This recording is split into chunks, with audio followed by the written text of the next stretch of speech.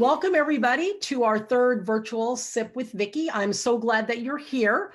I'm going to be answering your work at home leadership and strategy questions over the next 30 minutes. So if you have any additional ones that you've already submitted, please put them in the chat box and Julie will feed those questions to me. I'd like to say a very special welcome to the team of team leaders that we have from an international BPO that are visiting today on a virtual field trip. And they came for some free training today as I answer your leadership and strategy questions. I hope you have your beverage of choice. I have my chocolate mojo. It sort of tastes like hot chocolate. It's an energy drink. And my mug is from my pseudo sister that's been my best friend for 20 years. So I hope you've got your favorite beverage. And without further ado, Julie, why don't we get started? Perfect. Someone asks, we seem to get stuck in the mud and are losing traction. How do we get senior management to try something new? Okay, that is a fantastic question. There's a couple things that I really see in our industry. One is that it's moving forward. The contact center industry is moving forward very, very rapidly. And we've got two perspectives. One is the technology perspective, which we're moving at Mach 10. We're seeing the technology evolve and evolve. And then of course, the other part is our leadership, our skills, how we lead, our strategies. And especially in the work at home and hybrid models, executives aren't moving as fast as they are in the technology realm. And so what's happened is you see these executive teams sort of stuck in the mud and doing 20th century types of strategies. Hey, it's worked for us for 20 years. Why not keep doing it? You have to understand where your executives are coming from and why they're stuck in the mud. And then I can also show you or give you an example of what you can do to get them unstuck. First, you have to realize that they're risk adverse. Okay, they don't want to take a lot of risk because there's a lot of pressure to actually hit those numbers. And so your job is to help the executives in charge of your division to hit the numbers. Now, the ones that they're really looking for is how to bring in more revenue. And that could be CSATs, first call resolution, repeat business, sales conversion, depending on what type of contact center you're working in. And the other piece, of course, are labor costs, how to keep the labor costs down. So those are the two areas that you want to pick a KPI and back at this with this great new idea to try. And what I would recommend is that you put together one of your teams or two teams, like two team leaders and their teams, and put together maybe a 3 or 4 slide PowerPoint presentation. And here's what you want to cover. You know, what's the challenge? Why is it painful? And what you can do about it. And then you sort of lay that out. Very simple. If you can't get through that in 5 minutes or less, you need to go back to the drawing board and really concise down what you're gonna talk about. And then you also want to give them the time frame, a week, 2, 4 weeks. Make it a short period of time so the risk is not so high. And then you do it in 1 team or 2. This is not the time to do, we need a brand new piece of software and it's going to cost $1.5 million. And you use what I have in my book. It's tool number 11. It's a pilot tool, pilot program tool. It's harness new tools and how to build a leadership bench. Because what you're doing when you're doing these pilot programs is your pseudo leadership is going to rise to the top. And you're also going to be getting the employees in those team or in that team engaged to measure their own stats, measure where they're at. Then you want to give a 1 to 2 line update every other day. And then once a week, you give an update on that pilot to your executive, whoever's above you and their level above them. When you do that, you're going to move very quickly and be able to see if you're getting traction. If it's not getting traction, it's okay. I mean, not every idea works, and that's okay. You tell them why you're ending it. But they're more apt to do something if you can do it in a small test group in a short period of time and give them those updates. They just need to know what's going on. And the challenge with work at home, of course, is they can't see you. So they can't look across the floor or come down from upstairs and walk out and know what's going on. You have to feed them that information.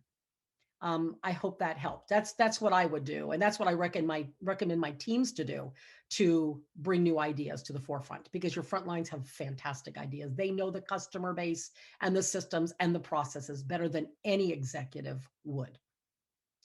Okay, Julie, Perfect. next question. Yeah. Our company does shift bids and it gets the reps mad. Schedules are always changing, and when reps get mad, they don't show up for work. Do you have any ideas on what else we can do?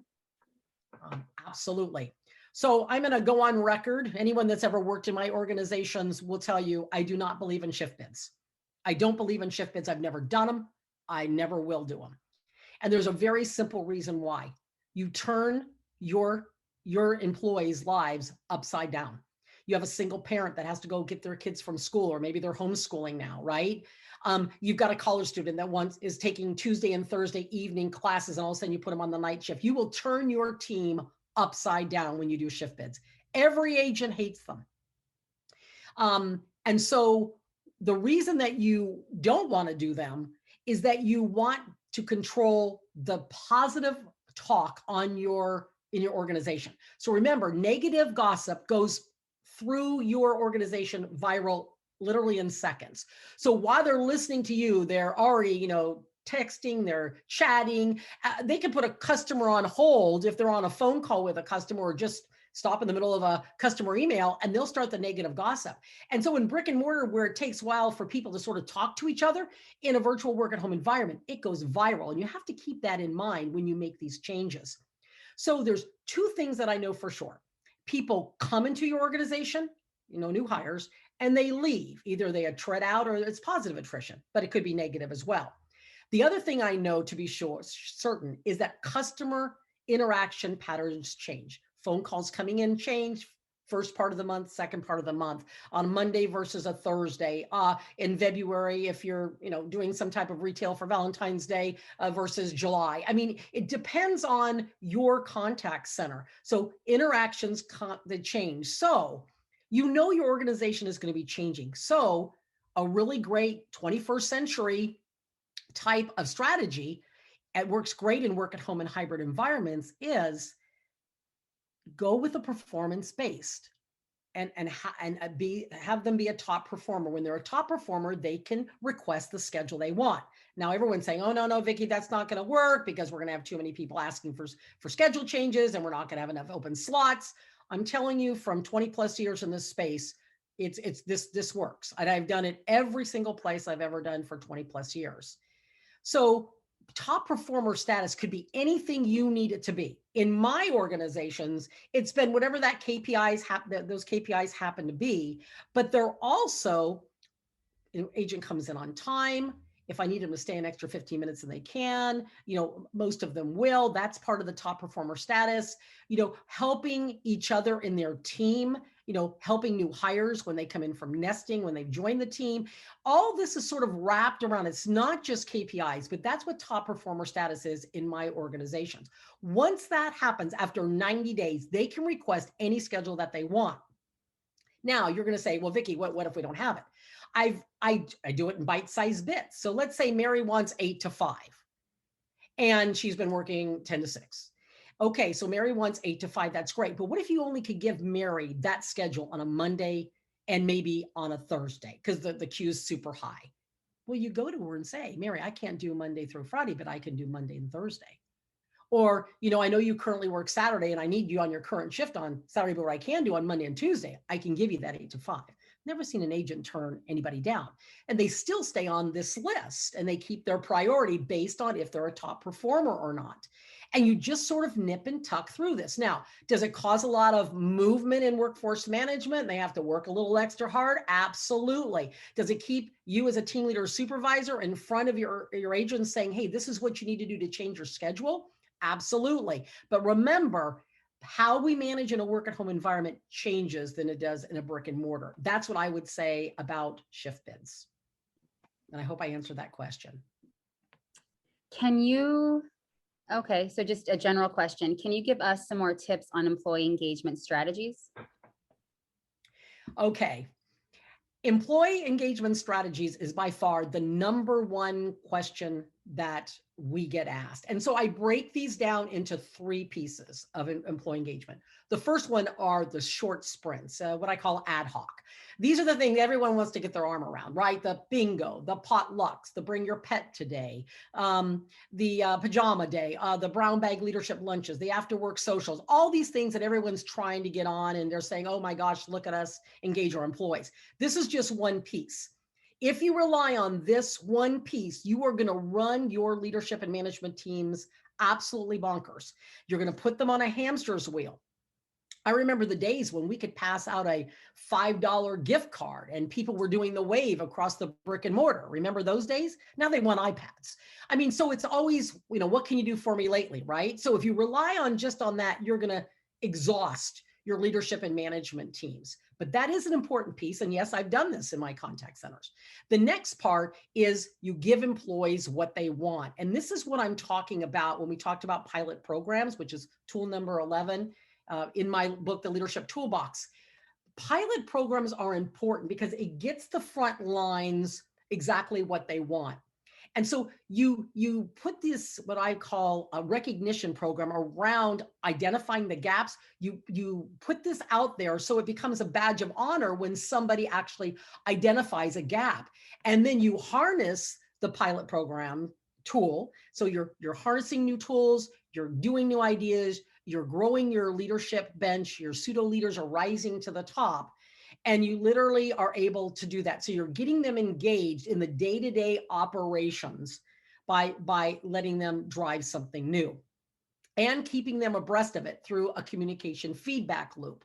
So you get an idea, you go out and report that idea in video, on your intranet, in your chats. Then there's more discussion on your discussion boards. Then you go out with another video and explain what you're doing next. And literally you're keeping this communication feedback loop going. But the third way is to engage them in tool number 2 in my book, which is motivate employees to buy into your goals. And so you've got to come up with a big picture goal. So I'm going to give you a real quick examples. There's 50 case studies and stories in my book. This story is not in my book, The Leadership Toolbox, but it happened to me some years ago. I actually managed a minimum wage contact center. People are like, oh God, I've never heard of it. I never heard of it either since then, but I managed people in a minimum wage. It was a small 300-seat contact center outside a major metropolitan city in Northern California. And the CEO paid minimum wage and the team leaders made 50 cents an hour more. They had this upsell program. And when I got there, all 300 people all together every week, the total 300 people would earn $4. I mean, obviously it wasn't working. So I decided I was going to tap into that because they were complaining about money and I totally understood. So we were giving $1 for everything that you could upsell. And this was, their large accounts were sales accounts. So I decided I was going to tell everybody that instead of $4 a week, we were going to give out $10,000 a week. And the CEO called me into his office and he said to me, what are you doing? Where did you get that number? I guess he was expecting some great analytical process. And I just said, it just sort of sounds big. And I know this to be a fact. If you put out whatever that statement is, we're going to be number 1, we're going to hit the JD Powers. In my case, in this contact center, we're going to give away $10,000 of upsell money in a week. And our strategy, super simple. Every conversation that a team leader had with somebody, they'd say, you know what, we're going for $10,000. That was the strategy. We had 1,500 to 2,000 calls in queue at a time. There was no time to get people off for training, but they needed training. So I pulled out my old sales, tools, and we came up with 3 closing questions and 2 tie-down statements. Super simple, very basic, sort of archaic, but it worked. But what we did was pumped everybody up.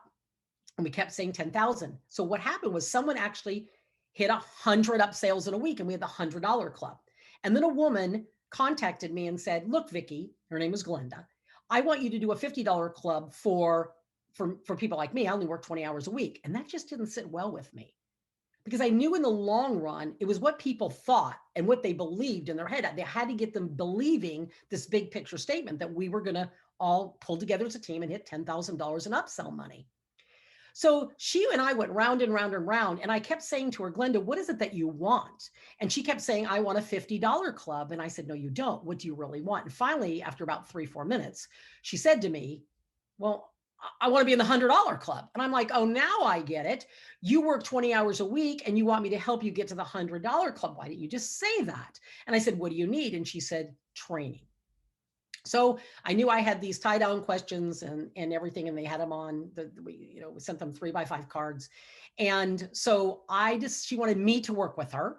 And I said, sure. So the next morning, and of course she had the 5 a.m. shift, I worked with Glenda for 4 hours. 3 weeks later, Glenda hit the $100 club working 20 hours a week.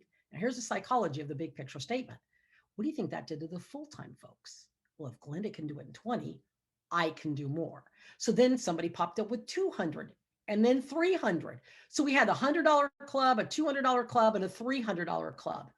My goal was 12 months to hit to $10,000. 8 months, it was $10,866. They hit it. We didn't really do anything special, except they believed it. That's the big picture statement. So whatever your big picture is, whatever you're driving for, you use your ad hoc. That's the first. The second thing you do is you wear this badge of honor as far as identifying gaps, and you harness tool number 11 in my book, The Pilot Programs. And then of course you've got the big picture, which is tool number two. So that's how I would incorporate employee engagement strategies. And you can get more tips out on our website. And if you subscribe to our YouTube channel, we just started that. We've got 5 different categories right now on it, and one of them is employee engagement and motivation. So subscribe to our YouTube channel or go out to our LinkedIn company page, Virtual Live Labs. So I hope that answered that question. Vicki, that is so, I've heard a lot of your stories. I have not heard that one. That is awesome. That is so cool. Yeah, that's inspiring. That's awesome. All right. How can you tell when a virtual agent is struggling?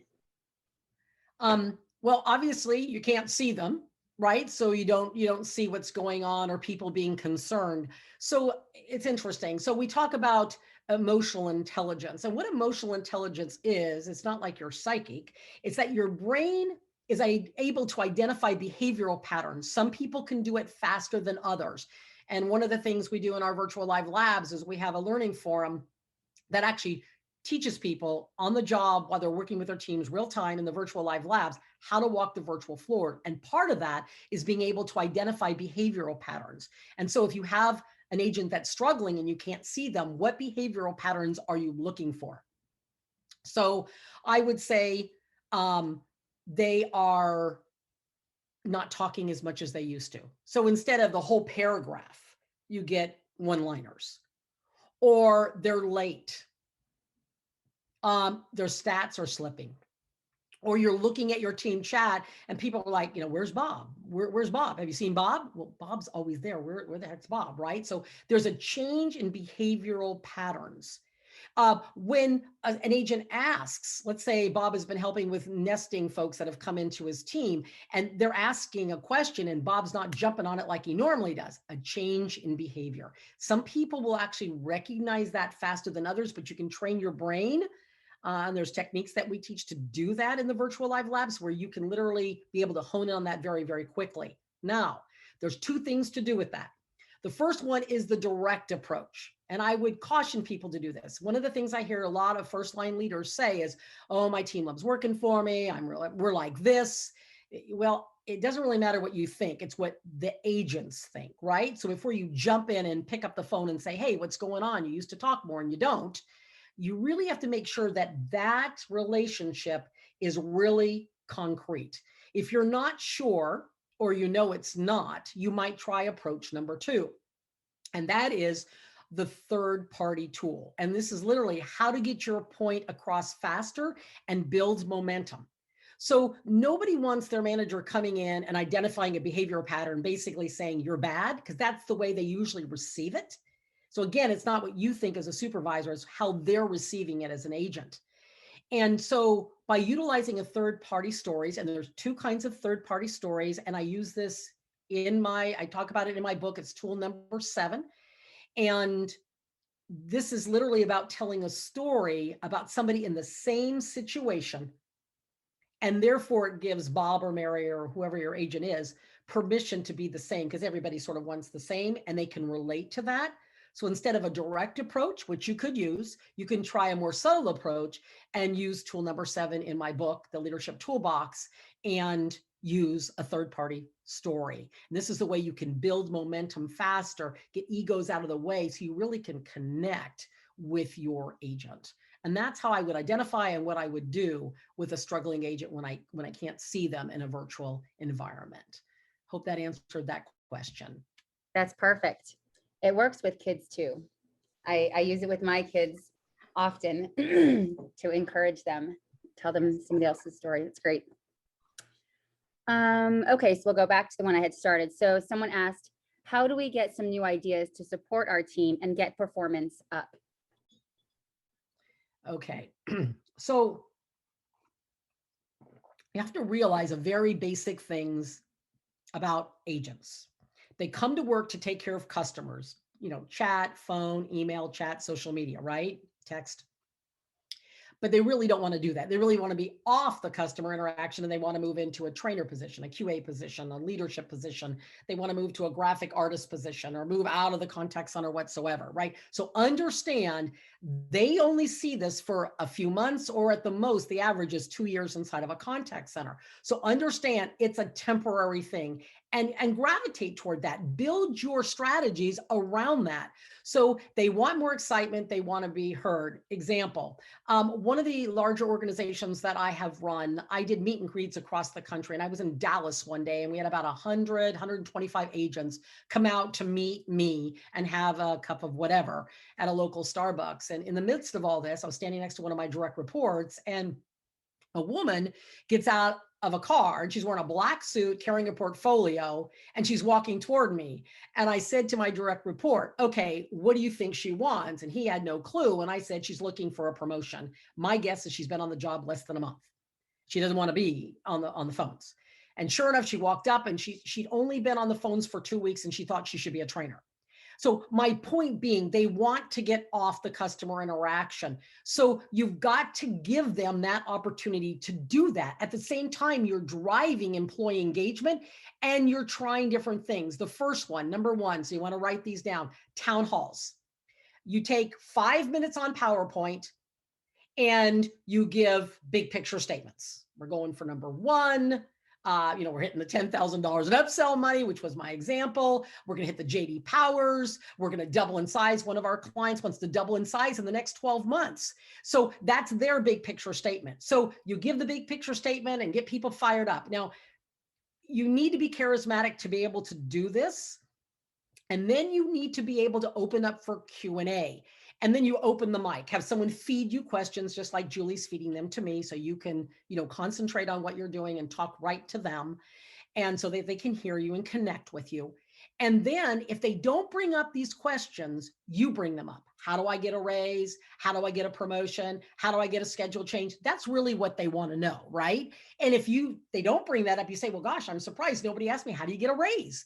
And then you start talking about this. So you're pulling them in. They're off the customer interactions and you're pulling them in. What do you think that causes when you get off the town hall as an executive? It causes a lot of chatter. They're texting and chatting anyway while you're doing your town hall. You do groups of no more than 100 at a time, depending on the size of your organization and the schedule, of course, making sure you're covering your customer interactions. That's the first thing. The second thing is encourage top performers, whatever that status of top performer happens to be. And then you have them helping you with nesting. They're a SME, they're a virtual floor walker. They're taking a turn in the command center. They're putting together 4 slides of PowerPoint to put together a roundtable. They're delivering a roundtable. They're going into the training modules for new hires and they're talking for 5 minutes about why they love their job or, some exciting thing that's coming down the pike when they get on the floor. Remember, employees need variety and you keep moving your people forward. They're going to be excited. You're going to see your average handle time go down. They're going to be more engaged. They're going to work faster. You will see performance go up. In my organizations, I recognize everything and I have agents helping with everything, whether it's helping people get, not get lost in the virtual hallways. It's about running the command center, being a pseudo QA person or taking rotation, holding a team meeting with the team. Helping with Nest, all of these things that we have, there's a lot of moving parts inside of a contact center. And so it's literally giving the agents opportunities to do that. So this is the 21st century. We need different strategies in work at home and hybrid organizations. Utilize your agent base. You'll be able to keep your management and your agent ratios the same, and you're utilizing your agents to get them out of customer interaction, get them excited, get them to perform, get them to show up, get the engagement going on the floor. You're going to see your chat rooms really get excited, and people are going to show up for work and perform. So Great. one more. Yeah, I think we have one more. A couple different people asked about ramp ups, and then somebody else asked about speed of competency. So if we can talk about ramp up, since the holidays are coming up. We got 2 questions about contact center ramp ups. And one person asked, we need a scale for a product launch in September. Any idea on how we can make that successful in a virtual environment? Someone else asked, what are your best strategies for a successful holiday ramp up? So those 2, and then we can close it out. Okay. Let's see how much time I've got, just 3 minutes. Holiday ramp up takes a lot of planning, months of planning. And especially my larger organizations, I would start in March for a holiday ramp up at the end of the year. But, depending on your contact center, you could have seasonal surges all the way through the year at different times. I had a COO of a large company I work for say, oh my gosh, how are things going with the product launch? Oh my gosh. And I was like, this is easy. It's the planning of months that goes into that. So the first thing you want to do is you want to survey the last 3 to 5 classes that have come out of nesting. What did they miss in class? What do they wish they had more of? What did they not have when they hit their teams? That's the first thing. And then you start tweaking every nesting class that comes out. And I know you've got to be quick, right? And so again, we're talking about communication feedback loops, how you give this information to the floor, how you take it in, how you repeat it back and tell them what's going on. Because if they don't know what's going on, their minds are going to wander, and then you got negative chats and things go viral. So that you want to tweak your nesting, and the handoff is critical. I'm trying to stay on time here. The handoff is critical. And so when they seem to get discombobulated when you move from nesting to their teams. So you really want to keep that in check, because you want to keep things as stable as possible, because they're going to be enthused as they come out of class, and you have a tendency to go up immediately for some real top performers, and then they take a dip. So you get a lot of watered down, diluted CSATs or diluted KPIs when new people hit the floor. So it's important that the superstars that are coming out of those nesting, that small percentage, you keep them high. So you've got to watch out for virtual shock. We have information on virtual shock out on our website, virtuallivelabs.com. It's a big deal in the work at home and hybrid models.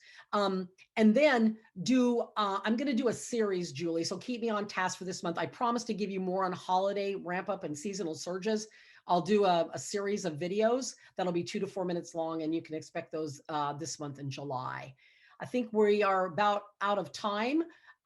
Thank you so much for coming. A couple of things. Remember that we're going to send you an email for participating with time markers in it with each question, so you can go right to that question. You can also subscribe to our YouTube channel where we're putting things out. We've been posting things almost on a daily basis, and I've made a commitment to do 100 2 to 4 minute videos in about 90 days. And then, of course, go out and follow us on our Virtual Live Labs company page on LinkedIn. That's all for now, everybody. Thank you for listening. Have a great day, and I'll see you at the top. Thanks, everybody.